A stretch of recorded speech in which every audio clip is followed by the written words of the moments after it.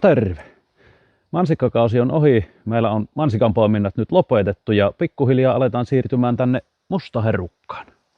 Eli nyt tulin nämä mustaherukan käytävät ajelemaan tänne rivivälit niittämään suopellolle. Eli meillä on täällä suopellolla kans vähän mustaherukkaa kokeiltiin laittaa silloin.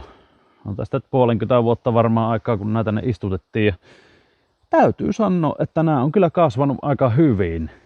Eli kyllä suossa ja turpeessakin näyttää mustaherukka kasvavan.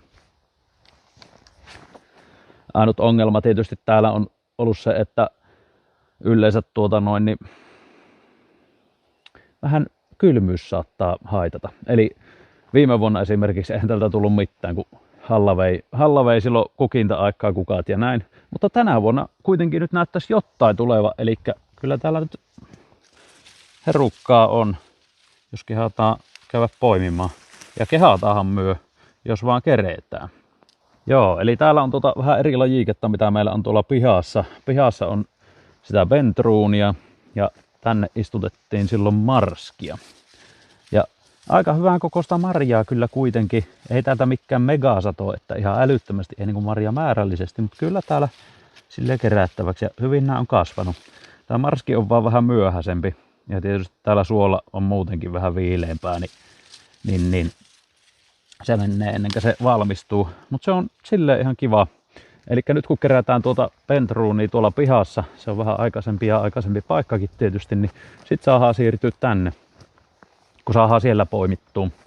Sitten mulla meni yksi lohko tuolla Saunalahdessa, niin siitä ei paljon tänä vuonna. Se viime vuonna antoi ihan silleen mukavasti, mutta sitä niinku kyllä talvivaurio ihan tuli sinne. Sitä silloin kuivaa oksaa ja tällaista. Näköjään vähän vaihtelee. Yllättävää, että täällä suolla on sitten kuitenkin näinkin hyvin selvinnyt. Joo, Jontikka oli nyt täällä hommissa ja Kelfriillä tietenkin. Tää on ihan näppärä tää Kelfri näihin just tämmöisiin hommiin. Ja silloin kun pieni traktori valittiin, niin silloin oli just ajatus, että kun puutarhaviljelyn takia sitä valittiin, niin eikö se ole aika tämmönen sopivan kokoinen just näihin hommiin. On nimittäin nämä on levinnyt hirveästi nämä puskat nyt, niin ei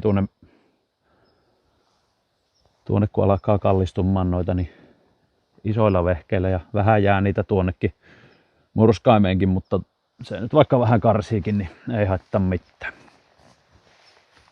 Jees.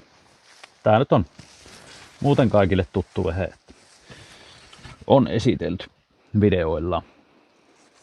Niin kuin tätäkin.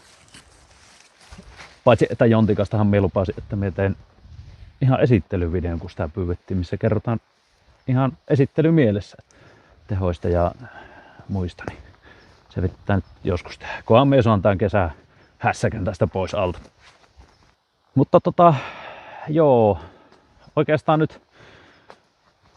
nyt silleen, että tosiaan mansikkahommat on taputeltu.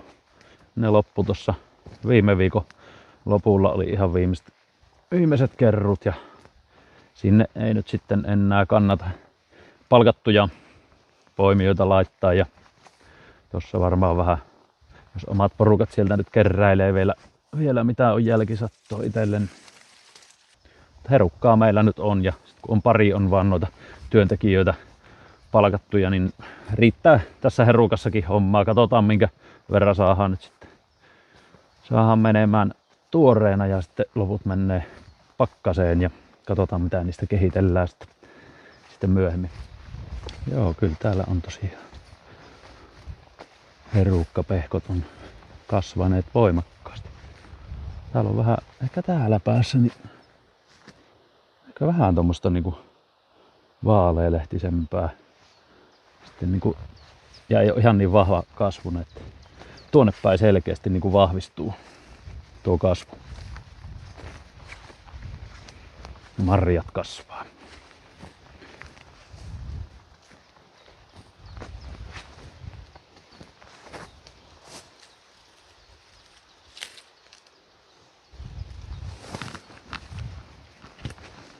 Ei ole oikein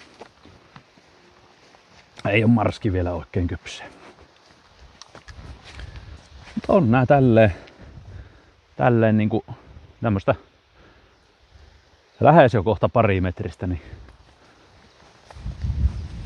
jymäkät on puskat herukalla. Joo, tämmönen pikainen herukkakuuluminen tähän väliin. Tilannekatsauspäivitys. Katsotaan mitä sitten seuraavaksi, mutta päivitellään aina. Vesimeloni puolellakin niin näyttäisi aika vahvaa kasvua olevan, että tehdään siitäkin taas video kohta kun nyt noin paljon, ihan muutamaan päivään, niin tuntuu, että siinä kyllä tapahtuu. Mutta joo, kiitoksia tämän videon katselusta. Palataan. Ei kun morjes.